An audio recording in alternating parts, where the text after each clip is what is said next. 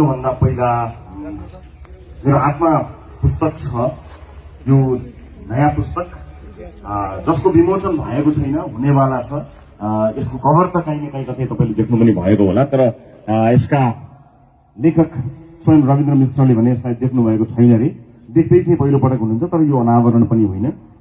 यसबारे म जानकारी गराउँछु, तर त्योभन्दा पहिला एउटा राम्रो जानकारी म यहाँहरूलाई दिन चाहन्छु। महत्त्वपूर्ण जानकारीबाट सुरुवात गर्न चाहन्छु। रविन्द्र मिश्रको पुस्तकसँग सम्बन्धित, अब उहाँको आउन लागेको पुस्तकसँग सम्बन्धित, राजनीतिसँगै राजकाज पुस्तकसँग सम्बन्धित त्यसैको घेराभित्र, त्यसैको वरपर रहेर आजको कुराकानी अगाडि त बढ्छ। तर त्योभन्दा पहिला यो उहाँको चौथो पुस्तक हो भन्ने जानकारी गराउँछु र यसभन्दा अगाडि भएका जति पनि पुस्तकहरू निस्किएका थिए त्यसको लेखकत्वमा लाग्ने कर काटेर उहाँले 11 लाख मितेरी फाउन्डेसनका तर्फबाट एउटा अत्यन्त विपन्न चेपाङ समुदाय कार्यरत हो। यो मितेरी फाउन्डेसनलाई प्रदान गर्नुभएको छ। चितवनकै कान्दा स्थित यो चेपाङ अत्यन्तै विपन्न चेपाङ समुदायलाई प्रदान गरिएको छ। यसको जानकारी जसलाई भइसकेको छ उहाँहरूलाई थप जानकारी भयो र जसका लागि यो नयाँ जानकारी छ। साँच्चै नै यो एउटा अत्यन्तै तारिफ योग्य कार्य भएको छ। कर काटेर उहाँले 11 लाख दिनुभएको छ र त्यो सँगसँगै आज फेरि मितेरी फाउन्डेसनलाई उहाँले थप 1,11,000 दिएर सुरुवात गर्न चाहनु भएको छ। म मितेरी फाउन्डेसनका महासचिव राधेश्याम कतिवटाजीलाई म यहाँ स्टेजमा बोलाउँछु र यो अब 1,11,000 को चेक उहाँले फेरि हस्तान्तरण गर्दै हुनुहुन्छ। र फेरि पनि भन्छु, यो लेखकत्वमा लाग्ने कर काटेर लेखकले आफूले कर तिरिवरी प्राप्त गरेको रकम उहाँले प्रदान गर्नु भएको हो र यो अत्यन्तै विभिन्न चेपाङहरूका लागि उपलब्ध गराउनु भएको हो। म एकपटक यो ग्रहण गरिदिनु हुनको निमित्त राधेश्याम कतिवटाजीलाई अनुरोध गर्न चाहन्छु। मितेरी फाउन्डेसनका महासचिव पनि हुनुहुन्छ र आफ्नै एक पत्रकार पनि हुनुहुन्छ। म उहाँलाई यहाँ स्वागत गर्दै अनि त्यसपछि हाम्रो सेसनमा लिएर जान चाहन्छु।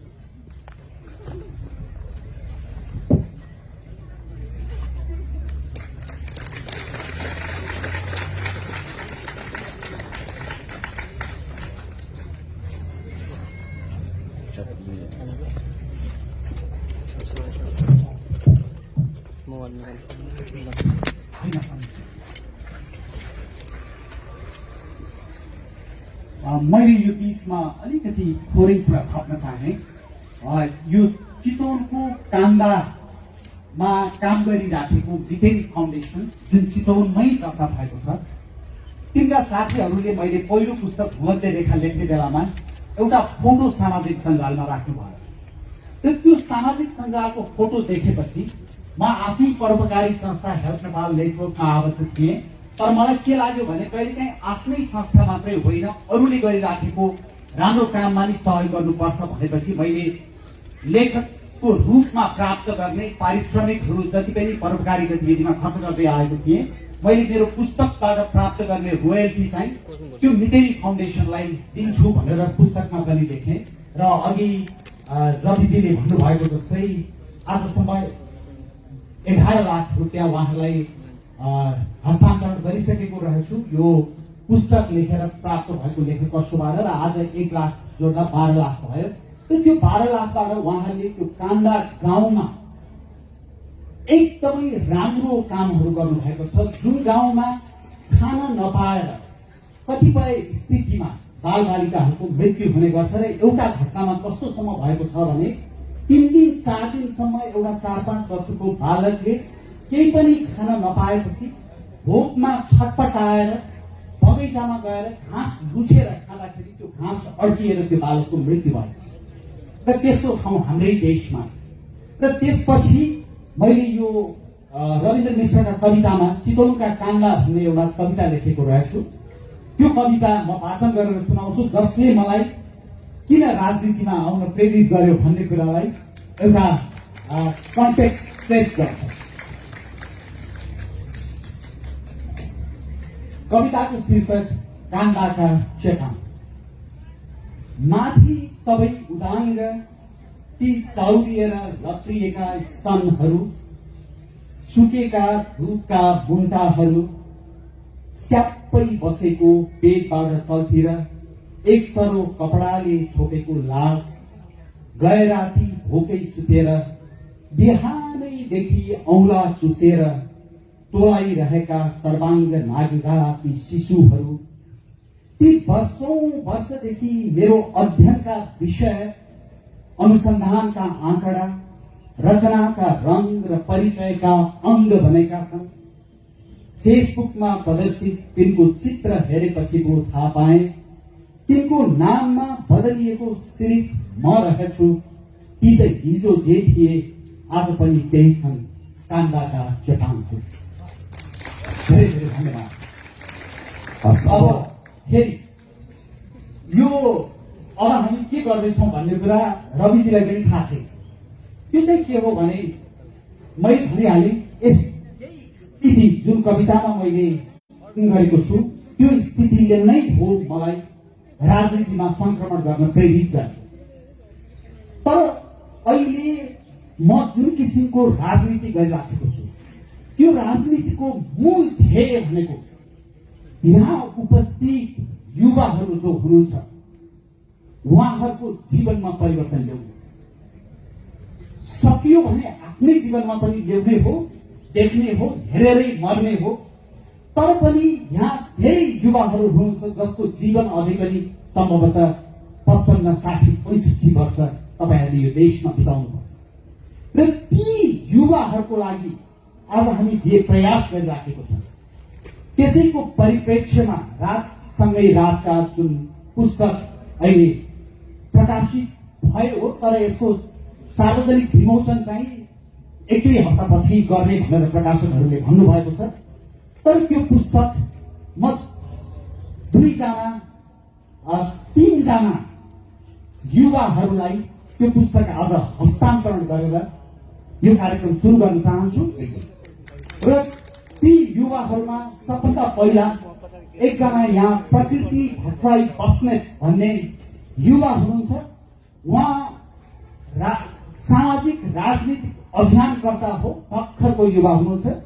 र उहाँ जस्तो मान्छेले राजनीतिमा चासो लिनु पर्यो र सकारात्मक राजनीतिमा, परिवर्तनकारी राजनीतिमा चासो लिनु पर्यो। त्यसै गरी यहाँ अर्को विवेकशील साझा पार्टीसँगै सम्बन्धित विवेकशील साझा पार्टीको अर्को केन्द्रीय सदस्य हुनुहुन्छ पवित्र थापा। उहाँ आफ्नो पेशा छोडेर देश बनाउँछु भनेर अहिले राजनीतिमा लाग्नु भएको छ उहाँ। र अर्को मेरो एकजना साथी भेटिनु भएको थियो प्रमुख मगर। उहाँहरू 3 जनालाई यहाँ स्टेजमा यो राजनीतिसँगै राजका पुस्तक लिइदिनको लागि आउन म अनुरोध गर्छु। मेरै हातमा यो पुस्तक परेको छैन आजसम्म। सबैभन्दा पहिला म त्यो पुस्तक तपाईँलाई हस्तान्तरण गर्न चाहन्छु।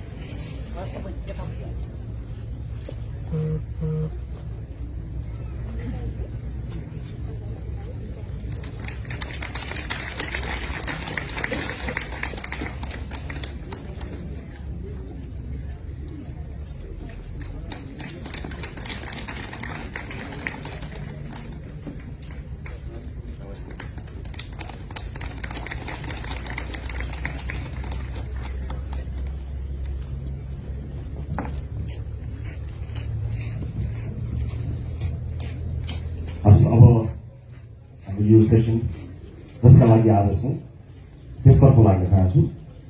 हुन त यो पुस्तक आइसकेको छैन, तर यो सेसनलाई अगाडि बढाउने र यो कुराकानीलाई चाहिँ सहजकर्ताको रूपमा मैले त्यो भूमिका निर्वाह गर्ने भनेपछि फाइन प्रिन्टले यसलाई उपलब्ध गराएको थियो र यसमा छापिएका लेखहरू भनौँ, यसमा अगाडि छापिएका लेख र केही नयाँ कुराहरू पनि यसभित्र रहेको मैले पाएँ। यस अघि पनि त्यसमा रहेका केही लेखहरू पढ्ने अवसर प्राप्त भएको थियो र यसलाई पुस्तक वार्ता त छँदैछ, पुस्तकसँग सम्बन्धित वार्ता त छँदैछ। तर यो पुस्तकभित्र उहाँले राजनीतिसँगै राजकाजभित्र त्यो राजनीतिको परिकल्पना गर्नुभएको देखेको हुनाले त्यो परिकल्पनाभित्र अनेकौं प्रश्नहरू आए मलाई। अब यो कुराकानी कुन बाटोतर्फ मोडिन्छ मलाई थाहा छैन, तर मेरो तर्फबाट यही प्रयास रहन्छ कि राजनीतिमा रविन्द्र मिश्रले देख्नु भएको समाज, राजनीति मार्फत आफै संलग्न भएर देख्नु भएको, परिकल्पना गर्नुभएको समाज कतिको सम्भव छ, कहिले सम्भव छ कि छैन लगायतका विषयमा म केन्द्रित गर्ने कोसिस गर्छु। तर सुरुवातमा चाहिँ यो राजनीतिसँगै राजकाज भन्नुभएको छ, म त्यहाँबाट सुरु गर्छु। राजनीति र राजकाजमा यसको भिन्नता भनौँ न, यसलाई राजनीति जेनरल मान्छेले आम बुझाइमा के हुन्छ भने राजनीति भने राजनीति राजकाजै हो भन्ने आम बुझाइ हुन्छ। तपाईँले त्यसलाई राजनीतिसँगै राजकाज भन्नुभएको छ, यसलाई चोटकरीमा प्रश्न पार्नुहोस् न, यो शीर्षकलाई अथवा यो राखिनुलाई अलिकति प्रश्न पार्नुहोस् अनि अगाडि बढौँ। राजनीति र राजकाज अत्यन्तै अन्तर सम्बन्धित विषय हुन्, तर नेपालमा हामीले राजनीति धेरै गर्यौं तर राजकाज गर्न चाहेनौं।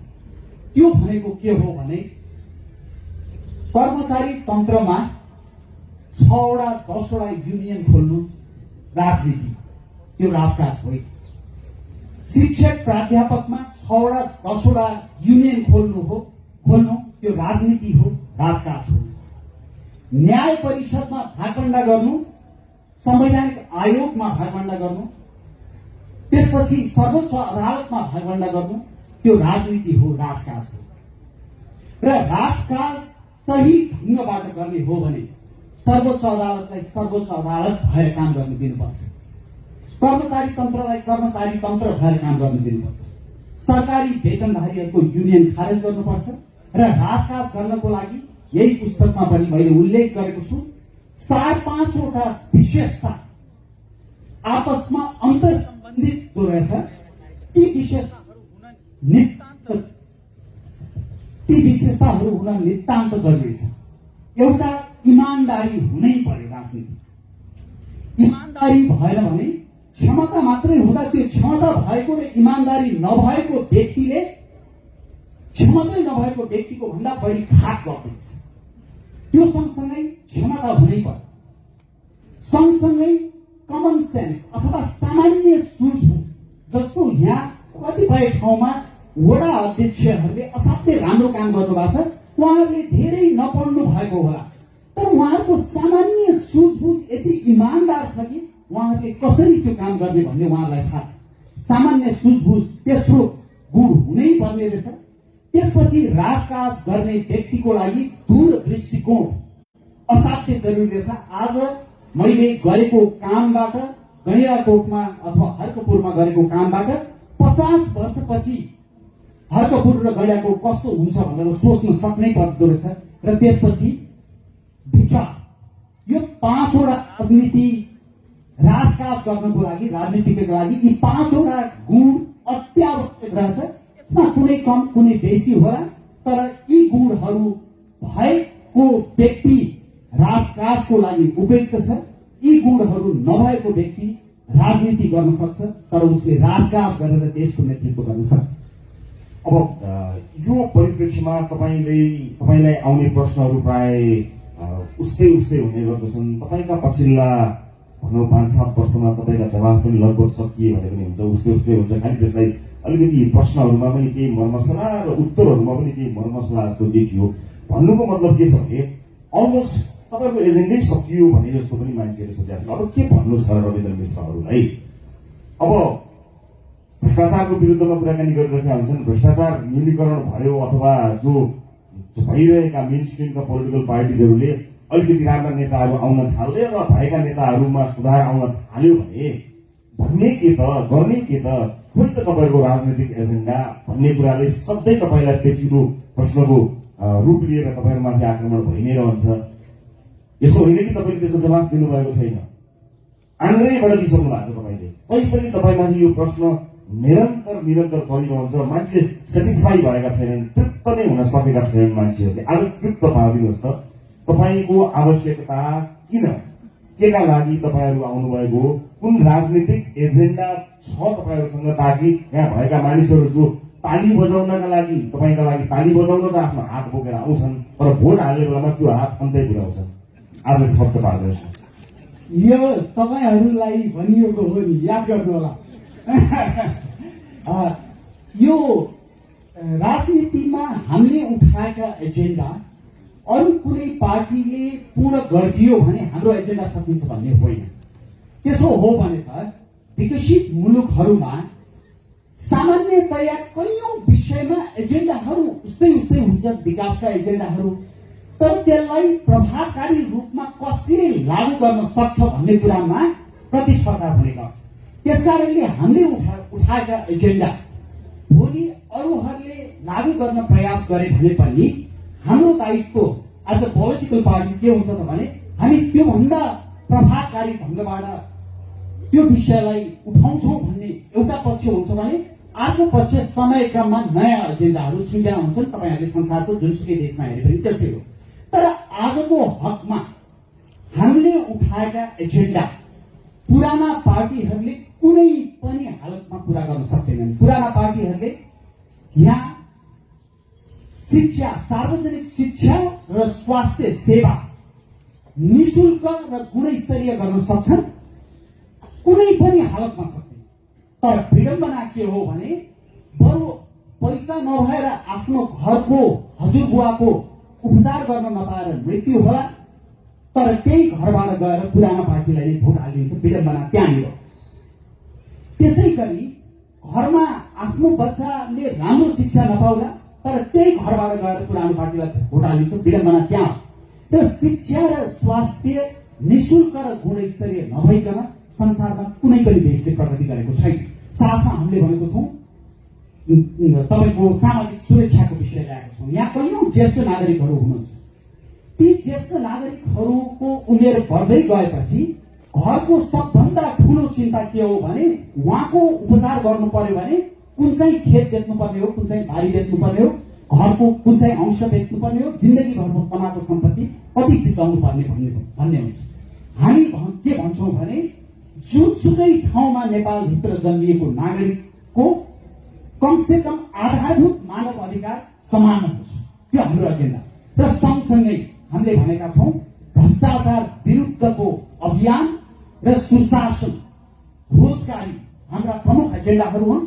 यी एजेन्डाहरू कुनै पनि हालतमा निकट भविष्यमा कसैले पूरा गर्छ भनेर सोच्नु भएको छ भने त्यो सबैको भ्रम हो भन्ने हाम्रो निष्कर्ष हो। अब यो अलिकति महत्त्वका साथ सुनिदिनु होला। म तपाईँलाई केही कुराहरू बताउन चाहन्छु। जस्तो नेपालमा सशस्त्र विद्रोह सुरु हुँदाखेरि मान्छेहरूलाई सपना देखाइएको थियो। इभन किताब कापी यो बुर्जुवा शिक्षा पढ्न पनि पर्दैन, तिमीहरूलाई जागिर मिलाइदिन्छौँ, यो मिलाइदिन्छौँ, खेत तिमीहरूकै हो, तिमीहरूले नै पाउँछौ लगायतका थुप्रै सपनाहरू बाँडिएको थियो। हतियार थमाइएको थियो। कोही हतियारको डरले युद्ध लागे, कोही आफ्नो जीवन सफल हुन्छ होला भनेर जसले सम्झाए बुझाए तिनलाई विश्वास गरेर आफ्नो जीवनमा आमूल परिवर्तन हुन्छ भन्ने विश्वास लिएर लागे। परिणाम के भयो त्यसको पछाडि गयो नै पर्दैन। परिणाम के छ त्यही छ। हतियार दिएर गरिएको मानिसलाई परिवर्तन गर्न खोजिएको जुन त्यो एजेन्डा लाद्न खोजिएको अथवा भन्न खोजिएको पकाउन खोजिएको त्यो अवस्था र अर्को तपाईँहरूले देखाउनु भएको सपना, इमोसनल सपना, हतियार जस्तै त्योभन्दा घातक के भनिरहनु भएको छ भने तपाईँ युवाहरू हामी बनाउँछौँ, हामी गर्छौँ, स्वास्थ्य निशुल्क, शिक्षा निशुल्क, हामी मात्र आउनुपर्छ, यो स्वर्ग त्यो हामी देखाउँछौँ भन्ने जुन सपना तपाईँले दिनुभएको छ, तपाईँको अर्को क्षेत्रबाट प्राप्त भएको लोकप्रियताबाट लोभिएर मानिस अस्ट्रेलिया जान छोडेर, अमेरिका जान छोडेर अथवा भएको बिहा अथवा भविष्य छोडेर फर्केर आइरहेका छन्। अब त्यो बाचा पूरा गर्ने पूर्वाधार, त्यो विश्वास रविन्द्र मिश्रले भन्यो बाहेक विदेशी साझा लगायतका वैकल्पिक राजनीतिक पार्टी र तिनका नेताले भने बाहेकका रोडम्यापहरू नदेखिँदा हिजो हतियार बोकाए जस्तै यो विचार र मान्छेलाई सपना बेचेर तपाईँहरू पनि यति धेरै तपाईँहरूलाई फलो गर्ने युवाहरूमाथि ठुलो एउटा इन्टेलेक्चुअल अत्याचार भनौँ अथवा इमोसनल अत्याचार त गर्दै हुनुहुन्न। डरलाग्दो सङ्केत मैले देखेको छु। तपाईँ त्यस ढङ्गले कहिले सोच्नु भएको छ? हामीले यो अर्को माइकको पनि व्यवस्था गर्नु होला, भोलि गर्दा इन्टरप्ट भयो। त्यो हामीले स्कुलबाट 13-14 वर्षको बच्चाहरूलाई घिसारेर लगेर बन्दुक बोकाएका छौँ। हामीले घरमा किरिया बसेको व्यक्तिलाई ढोकाबाट घिसारेर बाहिर लिएर आएर टुपी काटेका छौँ। हामीले स्कुलमा पढाइरहेको शिक्षकलाई तानेर घिसारेर बाहिर लगेर छातीमा गोली ठोकेका छौँ। हामीले गाउँमा बसेर आफ्नो श्रम गरेर बाँचिरहेको एउटा विपन्न नागरिकलाई सुराकीको आरोप लगाएर ढोकाको चौकोसमा राखेर घुँडामा बन्सरोले हानेर घुँडा फुटाएका छौँ। हामीले के गरेका छौँ? लोकतन्त्र छ देशमा। हामी हाम्रो विचारबाट हाम्रा विचारलाई तपाईहरुसम्म पुर्याएर तपाईहरुको मन परिवर्तन गर्न चाहन्छु। तपाईहरुको मन र मत परिवर्तन गर्न चाहन्छु र संसारभरि लोकतन्त्रमा हुने केही हो त्यसलाई इमोसनल ब्ल्याकमेल भनिदैन। यो कुरा तपाईहरु सबैले बुझ्नु जरुरी छ र त्यसको लागि हामीले रोड म्याप के छ भन्दाखेरि यो छोटो 45 मिनेट 1 घण्टाको सेसनमा सम्पूर्ण कुराहरू गर्न सम्भव नहोला। तर हामीले भनेका छौँ यो देशमा सार्वजनिक शिक्षा निशुल्क र गुणस्तरीय गर्दा कसरी भनेर हामीलाई धेरैले प्रश्न गर्नुहुन्छ। सबभन्दा पहिला सांसदहरूलाई ठेक्दार बनाउने गरेर दिएको सांसद विकास कोष तपाईले काट्नु भयो भने 5 वर्षमा लगभग 1 खरब रुपियाँ बच्छ र 1 खरब रुपियाँले झन्डै झन्डै 500 वटा बुढालीकण्ठ शैलीको स्कुल बन्छ। गर्न सकिँदैन? सरकारले आज हामी उन्नति सांस्कृतिक ग्राममा बसेर यो कार्यक्रम गर्दैछौँ। सांस्कृतिक ग्राम बनाउने जिम्मा व्यक्तिको हो कि सरकारको हो, स्थानीय निकायको? म हिजो विरोधजीसँग कुरा गर्दै थिएँ। उहाँसँग मैले भने सोलमा जानुभयो भने सोल दक्षिण कोरियाको राजधानी एकदम आधुनिक शहरमा रूपान्तरण भयो। तर उनीहरूले एउटा क्षेत्रमा यसै गरी सांस्कृतिक ग्राम बनाएर सम्पूर्ण परम्परालाई सुरक्षित राखेका छन् र म छक्क केमा पऱ्यो भने त्यहाँ डोको छ, नाम्लो छ, जाँतो छ, तपाईको चाङ्लो छ, सबै नेपालमा ढिकी छ, सबै छ। अब भोलि यस्ता किसिमका कामहरू गर्ने सरकार हामीलाई चाहियो कि चाहिएन? हाइवे बनेको छ, त्यो बाटोमा जति इन्चको पिच गर्नुपर्ने हो अन्तर्राष्ट्रिय मापदण्ड अनुसार त्यति इन्चको पिच गर्ने इमान भएको नेतृत्व हामीलाई चाहियो कि चाहिएन? यो कुरा गर्दा इमोसनल ब्ल्याकमेल भन्ने होइन। र यो कुरा मतदाताले बुझ्दिएन भनेदेखि रविजी यो दोहोरो हुन्छ।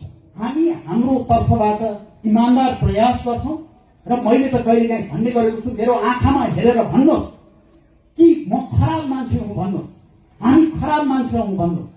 होइन भने सही मान्छे हो भने हो हाम्रो त सहयोग छ तपाईहरुलाई, तपाईहरु अगाडि बढ्नुहोस्। तर के गर्ने? हाम्रो त बाउबाजेदेखि हामीले कांग्रेस र कम्युनिस्टलाई भोट दिएर आएको, हाम्रो भोट चाहिँ अन्त दिन मिल्दैन है भन्नुभयो भने हामीले सामूहिक रूपमा यो उद्देश्य हासिल गर्न सक्दैन। दुवैतर्फको त्यत्तिकै बलियो प्रयासको आवश्यकता पर्छ। अब रघुजी तपाईको भन्दा पनि अझ आक्रोशमा, तपाईको भन्दा पनि अझ जोशमा, तपाईको भन्दा पनि अझ स्पष्ट रूपमा नेपाली जनतालाई विभिन्न समयमा विभिन्न राजनीतिज्ञहरूले आफ्ना कुराहरू राखेकै हुन्। अझ जोरदार तरिकाले, अझ फुल एजेन्डा सहित, अझ फुल एनर्जीका साथ राखेकै हुन्। तर आज त्यो भनाइलाई विश्वास गरेर आएका नेपाली जनताले जे पाए, तपाईहरूको चरित्रमा शङ्काको सुविधा त छ होला, किनभने तपाईँ सत्तामा पुगिसक्नु भएको छैन। तर पुग्नु अगाडि नै एउटा दुईटा अध्यक्ष राख्नै पर्ने एउटा मान्छे मिलाउन सक्नुहुन्न। तपाईँहरूको भेलाहरूमा पनि त्यही किसिमको अलिकति लुचाचुरी जस्तो, झैझगडा जस्तो त्यो चरित्र जन्मनु पाएको छैन। लड्न सुरु गर्नुभयो भनेपछि तपाईँहरूको भविष्यप्रति चिन्ता अभिव्यक्त गर्न त पाइयो नि। किनभने जसरी तपाईँले कन्भिन्स गर्नु भएको छ आफ्ना मतदातालाई, त जुन आक्रोश अथवा जुन समाजका व्यक्तिहरू विरुद्ध जति खरो तपाईँ बस्नु हुनुहुन्छ, के अहिले भएकै नेताहरू तपाईँभन्दा कम खरो थिए र तपाईँभन्दा कम स्वाभिमानी देखिन्थे र तपाईँको भन्दा गजबको मुकुट त यिनीहरूले पनि लगाएका थिए नि? कतै तपाईँको यो प्रतिबद्धता त्यस्तै अर्को रङ फेरिएको, अलिकति बदलिएको, अलिकति नयाँ किसिमको मुखौटो त होइन भन्ने शङ्का त गर्न पाइयो नि। समाज धेरै भ्रष्ट भएपछि त्यो समाजमा असल मान्छे हुँदो पनि हुन्छन् भनेर समाजले विश्वासै नगर्दछ। किनभने हाम्रो समाज यति रसातालमा पुगिसक्यो कि संसारमा सबैभन्दा भ्रष्ट मुलुक मध्येको मुलुकमा हामी पर्छौँ र समाज मध्येमा पर्छौँ। भनेपछि स्वाभाविक रूपमा यहाँ असल काम गर्छु भनेर आउनेलाई त्यही परिप्रेक्ष्यमा प्रश्न गर्दाखेरि तपाईहरू पनि त्यस्तै त हुनु होला नि भनेर प्रश्न गर्नु स्वाभाविक हो। तर हामीले के बुझौँ भने संसारमा धेरै हामी जस्तै भ्रष्ट, हामी जस्तै द्वन्द्वबाट उठेका, हामी जस्तै सामाजिक उत्तरदायित्व वहन नगर्ने, सामाजिक उत्तरदायित्व वहन नगर्ने भनेको के हो भने भ्रष्टाचार विरुद्धको र्यालीमा जोरदार नारा लगायो अनि खुसुक्क आएर आफै भ्रष्टाचार गर्यो, तर अरूले चाहिँ भ्रष्टाचार गर्नु हुँदैन भनेर पनि भ्रष्टाचार विरुद्ध नारा लगायो र देश बनाउनु पर्छ भन्यो। तर देश चाहिँ अरू कसैले बनाइदिनु पर्छ, आफूले चाहिँ बनाउने होइन, अरूले बनाइदिनु पर्छ भन्यो। यो किसिमको विडम्बना छ। त्यस कारणले गर्दाखेरि त्यो आशंका हुनु स्वाभाविक हो र त्यसलाई हामीले स्वाभाविक रूपमा लिन्छौँ र त्यसलाई त्यो तपाईहरूले व्यक्त गरेको सद्भाव र चिन्तालाई हामीले सकारात्मक रूपमा ग्रहण गर्नुपर्छ। त्यसले हामीलाई बिग्रिनबाट बचाउँछ। तर यहाँ उपस्थित भएका धेरै साथीहरू विभिन्न पेसाका हुनुहुन्छ। सबैजना राजनीतिमा आउनुहोस् भन्न मिल्दैन, तर सबैजनाले भोट खसाल्नुहोस् भन्न चाहिँ मिल्छ, त्यो नमिल्ने होइन। हिजो विनोद चौधरीजीको सेसनमा विनोद चौधरीजीले एउटा कुरा गजबको गर्नुभयो। उहाँले के भन्नुभयो भने म एफएनसीसीआईको अध्यक्ष भएँ, म सीएनआईको अध्यक्ष भएँ, म सफल अध्यक्ष भएँ, तर मैले परिवर्तन गर्न सकिनँ। पछि मैले उहाँसँग संवाद गर्दा भने परिवर्तन गर्नको लागि राजनीति र त्यो पनि सही राजनीतिक प्लेटफर्म अत्यन्तै जरुरी छ। नत्र भएदेखि फेरि सफल चाहिँ हुन सक्छ व्यक्ति, तर परिवर्तन चाहिँ आउँदैन, त्यो व्यापक रूपमा परिवर्तन आउँदैन। उहाँ व्यक्तिगत रूपमा एकदमै सफल हुनुभयो, संसारमै सफल हुनुभयो र उहाँले व्यक्तिगत रूपमा गरेका कामले कतिवटा उदाहरण पेश गर्ने। राज्यले गर्यो भनेको यस्ता सांस्कृतिक ग्राम 7वटा प्रदेशमा र अझ त्योभन्दा पनि बढी एक एकवटा होइन, हामी 3-3वटा बनाउँछौँ भन्यो भने राज्यले चाहिँ एउटा सिग्नेचरमा सक्छ नि। अब व्यक्तिले गर्यो भने कैयौं वर्ष लाग्छ। त्यस कारणले गर्दाखेरि मैले भनेको के हो भने हो आशंका छ, त्यो आशंका हामीले निवारण गर्दै जानुपर्छ। तर त्यो निवारण गर्ने क्रममा हामी प्रति सहानुभूति सद्भाव राख्ने व्यक्तिहरूको संख्या पनि सँगसँगै बढ्यो भनेदेखि त्यो हाम्रो बल बढ्छ र हामी परिवर्तनको बिन्दुमा। बिल्कुल, मैले तपाईँसँग पनि जोड्न खोजेँ भने जस्तो आइदिनुहोस् भनेर भनौँ न आफ्नो आह्वान गर्नु र आउनु पर्ने वातावरणको सृजना गर्नु दुई अलग कुराहरू हुन्। त्यो वातावरणको सृजना गर्ने सिलसिलामा कुराकानी गर्दा त्यसमा पछिल्लो समयको राजनीतिक घटनाक्रमहरूमा तपाईँहरूको उपस्थिति तपाईँहरूले बाहेक धेरै मान्छेले थाहा पाएनन्। यत्रो परिवर्तन भयो, बरु सत्ताधारी दलै प्रतिपक्ष भन्दा तगडा प्रतिपक्ष भइदियो। तर त्यस्तो अवस्थामा पनि देशमा यत्रा ठुला राजनीतिक मुद्दाहरू हुँदाखेरि पनि तपाईँहरू त्यसरी भिजिबल हुनु भएन, तपाईँको आवाज त्यति धेरै सुन्न सकिएन, संख्यामा कम भएर हो कि अथवा के हो त्यसको जवाब तपाईँ दिनु होला। त्यस कारणले यी सबै चिजहरू यतिखेर त तपाईँहरू झन अझ खरो हुनुपर्ने थियो, अझ बढी सशक्त हुनुपर्ने थियो। संविधानमाथिको प्रहारदेखि लिएर जुन जस्तो उथलबाट पछिल्लो महिना राजनीति गुज्रियो त्यहाँ तपाईँहरू खोइ भनेर खोज्नुपर्ने अवस्था आयो भनेपछि हामीलाई लाग्दा है, फेरि तपाईँहरूको हामी त भयङ्कर देखियो पनि भन्ने लाग्ला, तपाईँले बताउनु होला। तर आम बुझाइमा एउटा संसदमा नभएको दल त अझ बढी यो त एउटा राजनीति गर्ने दलका लागि त एउटा अवसर हुनुपर्ने थियो। त्यो अवसरको सदुपयोग गर्ने लगायतका काममा तपाईँहरू चुक्नु भएको हुनाले तपाईँहरूमा परिपक्वता छैन। राजनीतिक एजेन्डाहरूमा तपाईँ अझ बढी गह्रो र खरो हुनुहुन्न कि भन्ने आशंकाहरू पनि छ। म आज आशंकाहरू धेरै गरिरहेको छु ताकि यसले तपाईँलाई अझ स्पष्ट पार्न मद्दत गरोस्। यो राम्रो कुरा सिरा खोजे चाहिँ खोज्नुपर्ने समाज रहेछ। हाम्रो बागमती प्रदेशमा 3जना सांसदहरू हुनुहुन्छ। एउटा विश्वासी गैर सरकारी संस्थाले गरेको अध्ययनले के देखायो भने विवेकशील साझा पार्टीका 3जना सांसदहरूले गएको 3 वर्षमा प्रदेश सभामा सबभन्दा सकारात्मक, सबभन्दा सशक्त भूमिका निर्वाह गरे भनेर निष्कर्ष निकाल्यो। तर त्यो तपाईँहरू धेरैलाई थाहा छैन। अब हामी यो सरकारका अथवा कुनै पनि किसिमका व्यक्तिका विरुद्ध बारम्बार सडकमा निस्किन्छौँ र हामीले हाम्रो तहबाट गर्न सक्ने प्रयासहरू गरिराखेको छौँ। अब किन मान्छेहरू आएनन् भन्ने कुरामा चाहिँ फेरि दोहोरो हुँदो रहेछ, एक हातले ताली नबस्दो रहेछ। म तपाईँलाई सानो उदाहरण दिन्छु।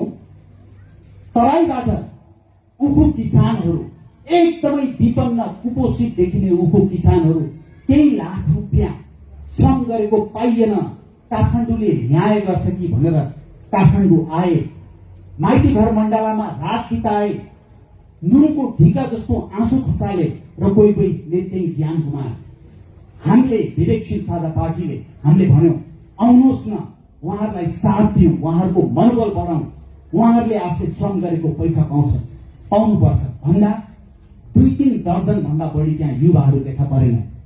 तर त्यसको लगत्तै एकजना भ्रष्ट नेताले भ्रष्टाचारको विरुद्ध र्यालीको आह्वान गर्नुभयो, त्यहाँ हजारौं युवाहरू देखा परे।